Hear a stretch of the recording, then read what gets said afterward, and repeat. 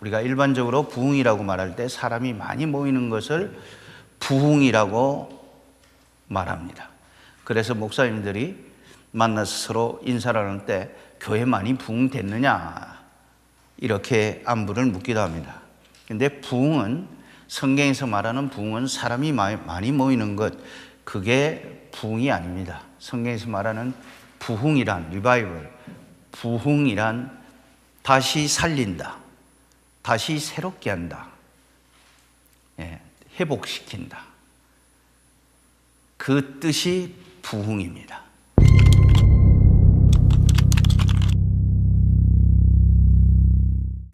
오늘 맹인 바디메오가 그리스도를 만나서 눈이 열려지고 세상을 보게 되고 그의 인생이 새로워졌다라는 뉴스를 오늘 본문 안에 실어놓고 있습니다. 중요한 것은, 핵심은 어떻게 했길래 그 맹인이 눈을 떴을까요? 이게 핵심입니다. 바디메오라는 사람은 맹인이기 때문에 공부를 할 수가 없었습니다. 동시에 맹인이었기 때문에 그는 자력으로 인생을 살아갈 수 있는 힘을 상실하여 그는 구걸하는 인생, 하루의 끼니를 걱정하며 어떻게 하면 굶주린 배를 채울 수가 있는가, 그래서 길가에 앉아서 지나가는 사람들에게 구걸하면서 허기진 배를 채워가는 아주 불쌍한 그런 인생을 살아갔던 사람. 그런데 그가 어느 날 글은 읽지 못하지만 그는 들려오는 하나의 소식을 듣습니다. 그 소식이 뭡니까? 예수가 안진뱅이를 일으켰다더라, 죽은 나사로를 살렸다더라, 예수를 만나면은 모든 질병으로부터 회복이 이루어질 수 있다, 그가 메시아다. 그 얘기를 듣고 그는 자기 마을에 예수가 지나가기를 기다렸습니다. 그리고 때가 찬 시간 드디어 사람들이 웅성거립니다. 그는 눈으로 보지 못했기 때문에 청각이나 느낌은 다른 사람보다 훨씬 더 빠르게 발달되어 있었기 때문에 지금 이 순간이 예수가 지나간다는 사실을 알고 자기가 소리낼 수 있는 것만큼 가장 큰 소리로 부르기 시작합니다. 다윗의 자손 예수여, 나를 불쌍히 여기소서. 그런데 주변 사람들이 조용히 하라고 말합니다. 많은 사람들이 잠잠하라고 말합니다. 근데 그는 잠잠할 수가 없었습니다. 이 기회를 놓친다면 나에게 두 번 다시 오지 않을 거라는 그 절박함, 그 간절함이 주변 사람들이 어떻게 나를 바라보고 어떻게 평가하느냐, 거기에는 아랑곳하지 않았습니다.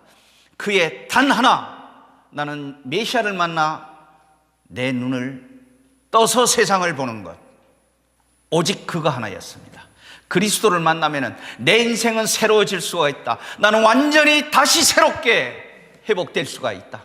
나는 더 이상 거지로 살아가지 않을 수 있다. 나는 메시아를 만나야 한다. 그런 간절함. 그랬더니 어떻게 해요? 그를 부르라고 말합니다. 오늘 이 본문의 드라마의 결론은 바디메오가 눈을 떴다라는 사실이에요. 핵심은 이겁니다. 우리가 오늘도 평범하게 모여들어서 예배를 드리고 있지만은 바디메오가 남긴 이 위대한 교훈처럼 그리스도를 오늘 만나야 되겠다, 그런 간절한 마음으로 왔습니까?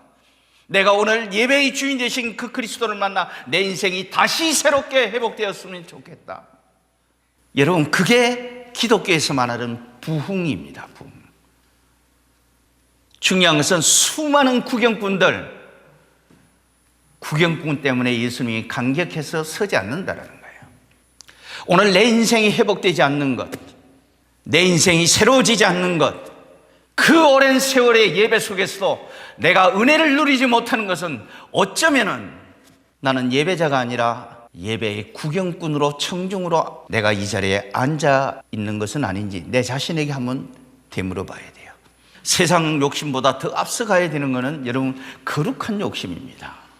정말 거룩한 욕심에 붙잡힌 사람들은 하나님의 말씀 앞에 귀를 기울입니다. 자기에게 찾아오는 단 한 번의 기회를 놓칠 수가 없는 거예요. 여러분, 하나님과의 관계가 회복되면, 부흥이 일어나면은 여러분의 인생은 완전히 새로워집니다. 오늘 이 시대 우리에게 가장 필요한 것은 저는 리바이벌, 부흥이라고 믿습니다. 단순히 교회에 나오는 것 말고 교회의 주인 되신 예수 그리스도를 만나 저와 여러분의 인생이 새로워지는 놀라운 부흥이 일어날 수 있게 되기를 소원합니다. 그것이 이 한 주간, 이 사순절 계절을 지나는 이 기간에 우리들의 모든 간증이 되어지기를 소원합니다. 핵심은 나한테 이런 간절함이 있는가? 바디메오처럼 말이에요. 이것이 오늘 본문의 도전입니다. 기도하십시다. 주와 함께